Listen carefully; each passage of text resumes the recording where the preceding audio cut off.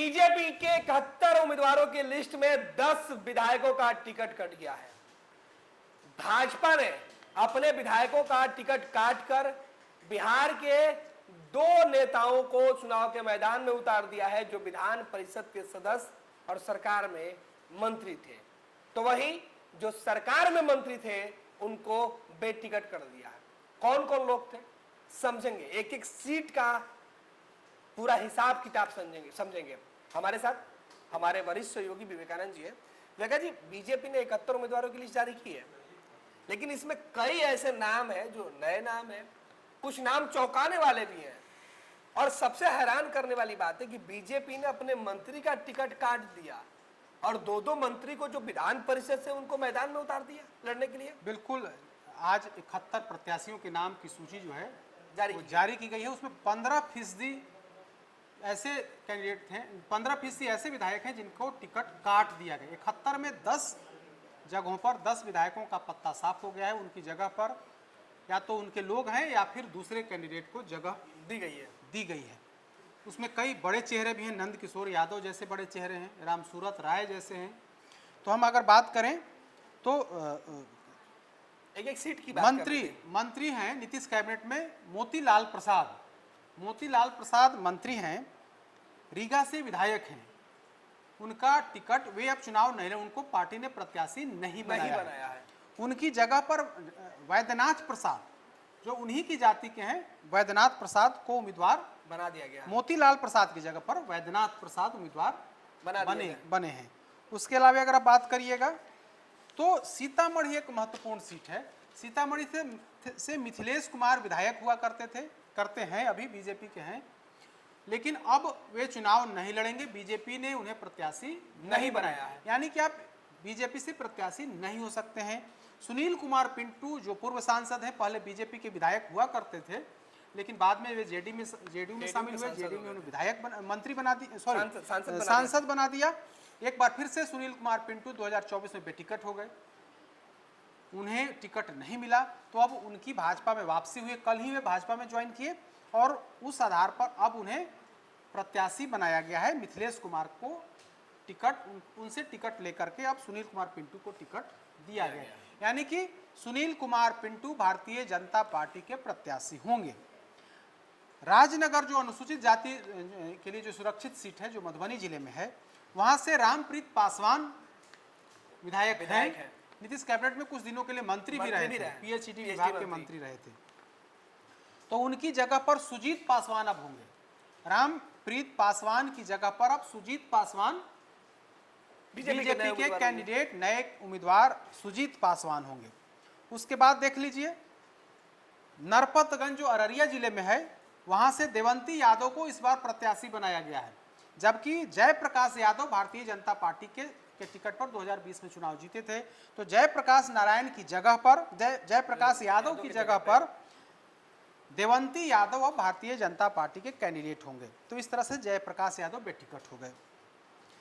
अब देखिए गौरा बौराम सीट से स्वर्णा सिंह वीआईपी के टिकट पर चुनाव जीती थी 2020 में, बाद में बीजेपी में शामिल हो गई थी। बीजेपी में शामिल हो गई, तो स्वर्णा सिंह की जगह पर इस बार सुजीत कुमार सिंह प्रत्याशी होंगे। अब सुजीत चूंकि ये आईटी के ऑफिसर थे, उन्होंने वीआरएस लिया या शायद रिटायर कर गए, तो अब जो है स्वर्णा सिंह जो की जगह पर अब सुजीत कुमार सिंह प्रत्याशी। हालांकि ये रिश्तेदारी वाली बात है, पारिवारिक बात है, कहा जाता है दोनों पति पत्नी है, तो उनकी जगह पर वे प्रत्याशी होंगे। एक और आश्चर्यजनक जो नाम है रामसूरत राय का टिकट काट दिया है, बीजेपी ने टिकट काट दिया है। और रामसूरत राय नित्यानंद राय के बेहद करीबी माने जाते थे, अब उनसे टिकट ले लिए, उनको बेटिकट कर दिया गया, उनसे टिकट छीन लिया गया है। भारतीय जनता पार्टी ने इस बार उन्हें उम्मीदवार नहीं बनाया है। तो यह बड़ी खबर है। और रामसूरत राय को जैसे ही इस बात की भनक लगी है, वे भारतीय जनता पार्टी के प्रदेश कार्यालय पहुंच गए हैं और वहां पर अपना विरोध दर्ज करा रहे हैं कि भाई हमारे साथ नाइंसाफी क्यों हुई। तो उनकी जगह पर रमा निषाद को जो है उम्मीदवार बनाया गया है औराई विधानसभा सीट से। तो रामसूरत राय जब 2020 में जब एनडीए की सरकार बनी थी, तो नीतीश कैबिनेट में राजस्व एवं भूमि सुधार विभाग के मंत्री बने थे। इन पर मंत्री रहते इन पर कई आरोप लगे थे। बीजेपी जेडीयू के ही विधायकों, विधान पार्षदों ने इन पर आरोप लगाए थे कि पैसे लेकर के अंचलाधिकारियों की ट्रांसफर पोस्टिंग की जा रही है। हमें याद है कि एनडीए विधानमंडल दल की बैठक जब हो रही थी मुख्यमंत्री नीतीश कुमार की अध्यक्षता में, तब बीजेपी जेडीयू के कई विधायकों ने मुख्यमंत्री से शिकायत की थी कि हमारा मंत्री जो है, हम विधायकों की बात नहीं सुनते हैं और पैसे लेकर के पोस्टिंग की जाती है। तब नीतीश कुमार ने इस मामले में हस्तक्षेप किया था और कहा था कि ऐसा नहीं होगा, और उसके बाद इन्होंने जो ट्रांसफर पोस्टिंग जून महीने में जो की थी उसे स्थगित कर दिया गया था, तो उनको टिकट नहीं दिया गया है इस बार। उसके बाद अगर बात कर लें तो निक्की हेम्ब्रेम को भी बेटिकट कर दिया गया है। निक्की हेम्ब्रेम जो कटोरिया अनुसूचित जनजाति के लिए जो आरक्षित सीट है, कटोरिया सीट, वर्तमान विधायक है निक्की हेम्ब्रेम, उनकी जगह पर पूरन लाल टुड्डू को उम्मीदवार बनाया गया है। उसके बाद पटना की दो महत्वपूर्ण सीट है, कुम्हरार सीट है। कुम्हरार से जो अरुण कुमार सिन्हा विधायक हुआ, 2004 से विधायक हुआ, लगातार कई दफे के विधायक थे। जब सुशील कुमार मोदी ने इस सीट को छोड़ा, इस्तीफा दिया, सांसद जब बन गए तब उपचुनाव हुए, तो यहाँ से अरुण कुमार सिन्हा विधायक बने। सुशील मोदी के बेहद करीबी थे, तो अरुण कुमार सिन्हा को प्रत्याशी बनाया गया, और तब से लेकर के अभी तक ये यहाँ से विधायक हैं। इस बार अब विधायक नहीं होंगे क्योंकि भारतीय जनता पार्टी ने इन्हें प्रत्याशी नहीं बनाया। तो अब यहाँ से होंगे संजय गुप्ता होंगे, जो भारतीय जनता पार्टी के संगठन में भी हैं, और कहा जाता है कि इनके सिर पर भाजपा के एक दो नेताओं का हाथ है, तो संजय गुप्ता को यहाँ पर प्रत्याशी बनाया जा रहा है। रत्नेश कुशवाहा एक और महत्वपूर्ण नाम है, पटना साहिब, जहाँ से बिहार विधानसभा के अध्यक्ष नंद किशोर यादव चुनाव जीतते हैं, 7 बार से यहाँ के विधायक। इस बार उनको टिकट नहीं दिया गया है, नंद किशोर यादव बेटिकट कर दिए गए। उन्हें लगता था कि अंतिम समय में बीजेपी एक बार फिर से उन्हें मौका देगी, लेकिन ऐसा नहीं हुआ, क्योंकि इनको लेकर के कई तरह की शिकायत नेतृत्व तक पहुंची। अभी हाल फिलहाल में जब विधानसभा की जो अंतिम बैठक थी, उस बैठक में भी भारतीय जनता पार्टी यानी कि सरकार के मंत्रियों को झिड़कने, चेतावनी देने, धमकाने जैसे आरोप लगे थे। तब नेतृत्व सख्त हुआ था और कहा था कि इस तरह की हरकत बर्दाश्त नहीं की जाएगी। जो अंदरखाने में जो खबर आई, अंदरखाने से खबर यही आई कि अध्यक्ष को लेकर के नेतृत्व नाराज है। तो अब उसकी नाराजगी का प्रकटीकरण जो है वो दिखने लगा है, जब नंद किशोर यादव का पत्ता साफ हो गया है। तो वहां से रत्नेश कुशवाहा प्रत्याशी होंगे। पहले इस सीट से डिप्टी सीएम सम्राट चौधरी की चर्चा थी कि सम्राट चौधरी वहां से प्रत्याशी बनाए जाएंगे, लेकिन बीजेपी ने ऐसा फार्मूला लागू किया कि बड़े नेता अगर विधानसभा चुनाव लड़ना चाहते हैं तो वे उन्हें अपने गृह जिला में जाना होगा। तो इस फार्मूले के तहत डिप्टी सीएम सम्राट चौधरी भी आ गए, उन्हें तारापुर जाना पड़ा, जो मुंगेर लोकसभा क्षेत्र के अंदर आता है, तो उस क्षेत्र में जाना पड़ा। और दूसरे जो महत्वपूर्ण नेता थे मंगल पांडे, वे भी कुम्हरार सीट से चुनाव लड़ना चाहते थे, लेकिन उन्हें इजाजत नहीं मिली, उन्हें सिवान से उम्मीदवार बनाया गया है। उसके अलावा अगर बात करें तो आरा एक महत्वपूर्ण सीट है। आरा से अमरेंद्र प्रताप सिंह का टिकट कट गया है, वहां से पूर्व विधायक संजय सिंह टाइगर को उम्मीदवार बनाया गया है। तो इस तरह से 10 महत्वपूर्ण नाम हैं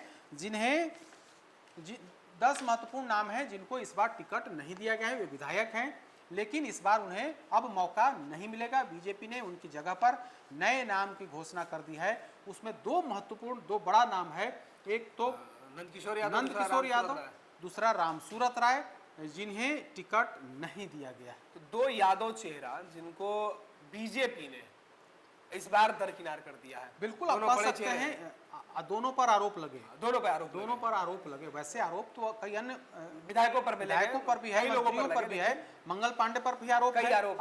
अभी प्रशांत किशोर ने बजावता प्रेस कॉन्फ्रेंस करके खुलासा किया है कि स्वास्थ्य मंत्री रहते जब पूरा बिहार कोरोना काल में संकट में था, तो ये संपत्ति अर्जित कर रहे थे, दिल्ली में फ्लैट खरीद रहे थे, और दावा किया जाता है कि लोन लेकर के फ्लैट खरीद रहे थे।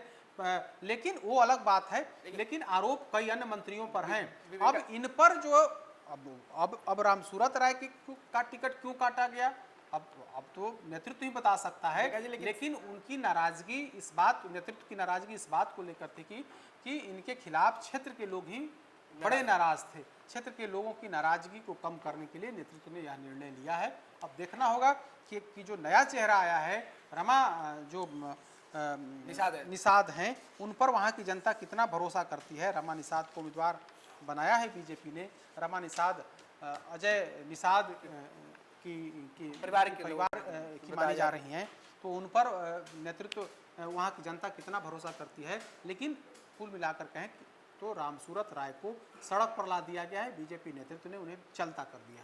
एक और इसमें खास बात दिखाई पड़ी विवेका जी, प्रशांत किशोर की आपने चर्चा की। प्रशांत किशोर ने जिन दो बड़े चेहरे के ऊपर आरोप लगाया भाजपा के अंदर, उन दोनों को पार्टी ने इनाम दे दिया। सम्राट चौधरी के खिलाफ प्रेस कॉन्फ्रेंस करके आरोप लगाया और मंगल पांडे के बिल्कुल बिल्कुल, और दोनों को पार्टी ने इनाम दे दिया। बिल्कुल, मंगल पांडे के बारे में तो अभी हाल फिलहाल में खुलासा किए थे, दूसरी किस्त की इनकी पत्नी के अकाउंट में 2 करोड़ 12 लाख रुपए हैं, इन्होंने कहां से लाया इसका जवाब दे, लेकिन उन्होंने जवाब नहीं दिया। लेकिन नेतृत्व तो उन्हें टिकट दिया है। मंगल अब रामसूरत राय आखिर टिकट लेने में क्यों असफल हो गए, या तो वही बताएंगे या फिर नेतृत्व बताएगा। लेकिन खबर यही है कि क्षेत्र के लोग नाराज थे और नाराजगी ऐसी थी कि अब उन्हें बेटिकट होना पड़ा है। नेतृत्व ने उन्हें टिकट देने से मना कर दिया है और उनकी जगह पर नए चेहरे को वहां पर प्रत्याशी बनाया गया है। बिल्कुल, तो राजनीतिक समीकरण को साधने में बीजेपी फिलहाल सफल होते हुए दिखाई पड़ रही है, क्योंकि 71 सीटों पर जिस तरीके से उम्मीदवारों के नामों की घोषणा की गई है उसमें ज्यादातर तो पुराने चेहरे हैं। लेकिन सबसे खास कि बीजेपी ने इस बार अपने मंत्रियों को बेटिकट कर दिया और मंत्री को, जो विधान परिषद के सदस्य हैं, उनको उनके गृह क्षेत्र से लड़ाने का फैसला भी कर लिया। और इसी कड़ी में सम्राट चौधरी और मंगल पांडे दोनों प्रदेश की कमान संभाल चुके हैं, दोनों पूर्व प्रदेश अध्यक्ष हैं और दोनों को मैदान में उतार दिया। अब देखना है कि इसका नतीजा चुनाव का जब आता है तो बीजेपी के लिए कितना फायदेमंद होता है। गोल, जहां 28 वर्षों के सफर में 18,000 से भी अधिक छात्रों ने डॉक्टर एवं इंजीनियर बनकर भरे सफलता की ऊंची उड़ान, जहां साधारण छात्र भी असाधारण सफलता प्राप्त कर बना रहे इतिहास। दूरदर्शी शिक्षाविद श्री बिपिन सिंह के मार्गदर्शन में मेडिकल एवं इंजीनियरिंग के लाखों छात्रों के लिए आशा की किरण के रूप में। गोल, द रिजल्ट फैक्ट्री।